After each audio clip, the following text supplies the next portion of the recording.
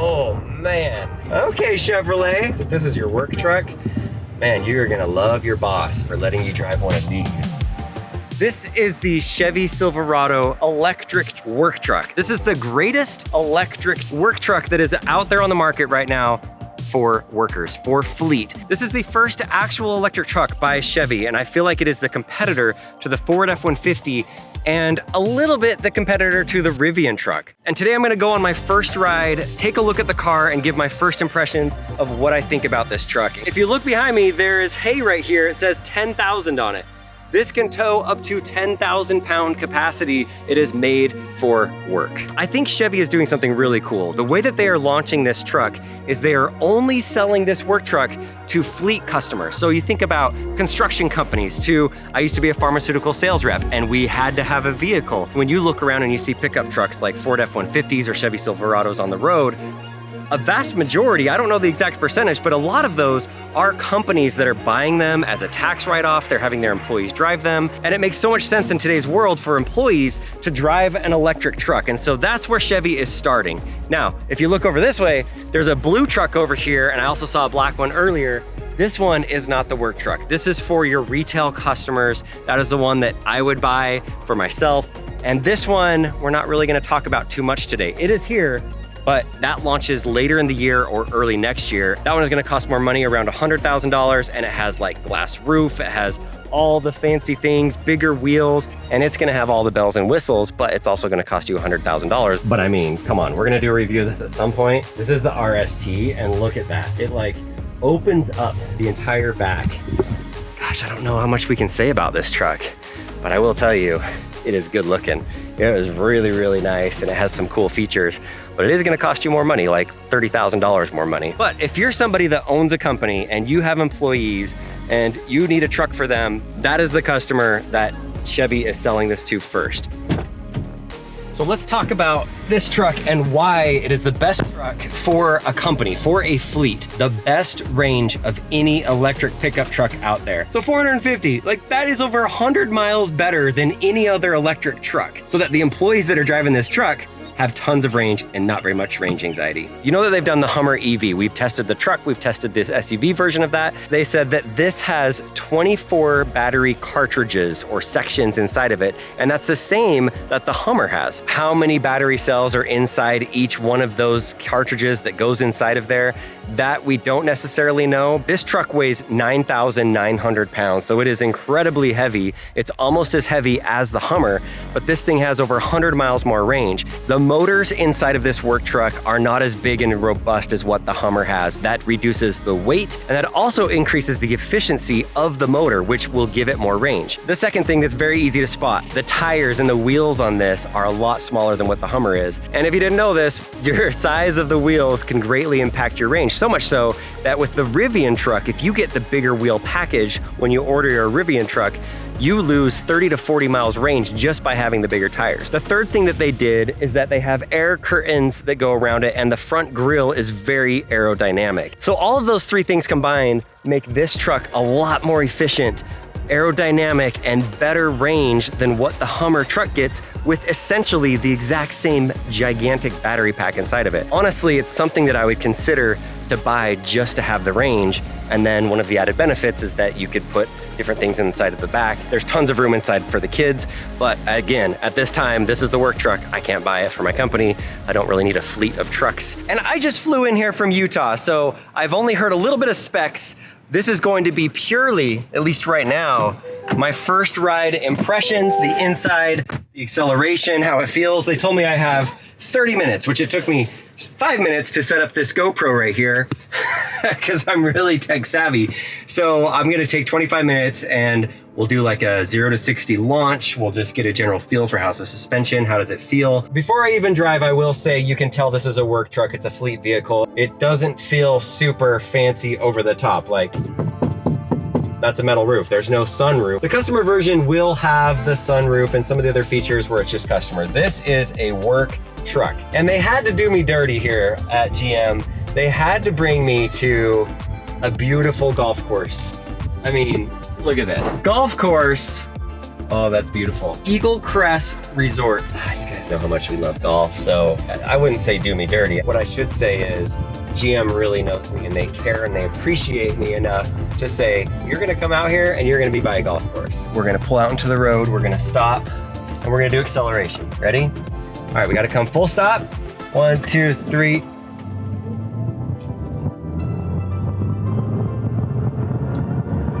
0 to 60, just ended. I need to figure out more about the modes in this. It took a second to get going. It wasn't immediate. It was more like a gas car in a way, the way it accelerated. To be fair, if this is a work truck, do you really want to have the fastest 0 to 60 time in the world? Say you're in construction and you've got a Sawzall, 2x4s, wood and all that stuff. No, I don't think so. Would I rather have the fastest 0 to 60 time in the world or an extra 10 miles range? Definitely I take range every day of the week. Okay. Regenerative braking is on, and it seems to be at a very high mode. I didn't even use the brake right there. It just stopped. I'm guessing that's what contributes to the range in this. It does make quite a bit of noise, like intentionally. Like it makes like an acceleration, like a growl, like maybe an actual gas truck would do. I guess that's good. I mean, people that are making the transition over kind of like that. They like it to feel somewhat normal instead of just being silent. I'm sure people like it. I don't. And I think you can turn it off on some vehicles. There we go. Okay, I like this truck. This is nice. Some of my really good friends that only buy Chevrolet trucks, one of the reasons why is because they absolutely love the suspension and it feels good. Well, this vehicle is almost 10,000 pounds. We're at a stoplight. We have another chance to do acceleration. Maybe if I turn off some of this stuff. No.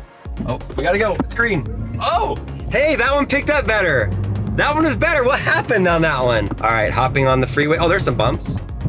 Let's intentionally go over these bumps. Oh yeah, it's handling them pretty well. Oh, we're kicking up some dust behind us. Okay, getting on the freeway, going on the ramp, accelerating, 70, 80, 80. I'll just say 80. Good highway speeds right there. Comes a bridge, bumpy. Yeah, handled it really well. Steering feels great on the highway. Let's see how the passing speed goes. So I need to pass this truck really quick. Step on it. Yeah, that's great. Really smooth. Another reason why I'm calling this the best electric work truck out there is that they really simplified everything inside in order to bring that cost down and also have less things that could get damaged or broken when your employees are taking care of it. Because let's be real, when your employee is driving your vehicle, they don't take as good of care as if it's your own vehicle. And so they have made it incredibly easy to clean. The leather on the seats, the floor mats that are in here are extremely easy to clean out. And the materials are honestly pretty simple, which saves some cost. Instead of just going full on touchscreen, they actually do have a touchscreen in here, but they actually have physical buttons in here. To move the seat, it's just your regular little thing. I know a lot of people are gonna say they don't like this right here because it looks like a Honda Ridgeline. That's okay, that's understandable. That can be valid for you for an aesthetic standpoint. But if you look at it from an electric truck standpoint, they didn't want to do a clear-cut bed on it because there's a battery pack under there that is a structural piece of the vehicle, where with some traditional gas trucks, the truck bed could be like easily replaced, taken off, put back on, but this whole thing is structurally sound to protect that battery pack that's underneath it. Well, there's another benefit to having that on the side. I know it's not aesthetically as pleasing to the eye because you think of that Honda Ridgeline, but it does add some aerodynamics to this and helps you get more range, which is an important thing with an electric vehicle. And then also it's good to know this truck bed is 5 feet 11, and from what they told me, that is the longest EV truck bed that is on the market right now. So it's a little bit longer than a short bed and it's a little shorter than a long bed. But even more than that, for your fleet, you can charge things on there. You could hook up a saw to this thing and charge it and run it off of the back or off of the charge port. You also have a ginormous front truck. Right now we've got a Yeti cooler inside of here, but you can also charge things and run power off of the front trunk too. Another thing that they've done versus a gas vehicle is that because there's no motor in the front, they have moved up this entire compartment, giving you good leg room up here, but really what that impacts is when you're sitting in the back seat. You have an insane amount of legroom. Now remember, I was just sitting up there in the front seat. I didn't move the seat up forward to show the legroom to look bigger than it is. It really is just very, very large and tons of legroom back here. And because there's no gear tunnel like the Rivian has, and also because the floor inside of here is actually lower. So if you do put these two seats up, you have tons of storage that's inside of the truck. So yeah, definitely benefits to having an electric work truck versus having a gas work truck. When Chevy first announced this truck, they said that it was going to have 8,000 pound capacity for towing. And now it turns out, now that all is said and done, it actually has 10,000 pounds of towing. And the payload amount that they said that you could have in the back was 1,200 pounds, but it actually has turned out to be 1,400. So it's one of those rare instances where a company tells you what the range and what the payload and all the towing and all this stuff's gonna be, and then it ends up turning out better. Like usually companies tell you one thing, and then when they actually launch their truck, it turns out worse. So good job on that one, Chevy, like actually over-delivering on the stats that you said. Now, to be fair, you did say that the price would be like $30,000 or $40,000, and now it's up to like $70,000 in that range, plus whatever other fees you have. So, but I do understand that the world has changed from the last year and a half, 2 years. Parts, competition, everything, it just costs more money. It's just the way the market is. Inflation has happened, and it is what it is. But still, at least you've out-delivered on some of the things that are important to most people, like range. Check this out. This is the ultimate use case. We've got this plugged in right here, this plugged in right here, and what are we running? How about a taco truck? Yeah, a food truck right there is being run off of it. And then this one over here is running a barbecue food truck, which I must say, the brisket, so good. Like sometimes people mess up brisket, these guys didn't. So if you're ever in Detroit, go find these guys. Instead of having a super loud generator next to your truck, you take this with you and you have this run your entire food truck while you're at whatever event it is. Okay, I wanna point out one important thing. When I did a video on the Ford F-150, there's a couple of things that I knocked them on at the very end. I said there's 3 things that I didn't like. One of them was the looks. I really didn't like that the Ford F-150 Lightning, and I still don't like it, that it looks like, I like the truck, but I don't like that it looks exactly like every other Ford F-150. Like really, unless you're an expert, you don't notice that little Lightning badge or maybe a little difference in the lighting, but there's something to driving an EV. It's, call it pride, call it keeping up with the Joneses, but if you're going to go through the hassle of having range anxiety, of charging it at your house, of dealing with all the questions for people, you might as well have something that looks good and it stands out. And when you drive it, people are like, ooh, that looks good.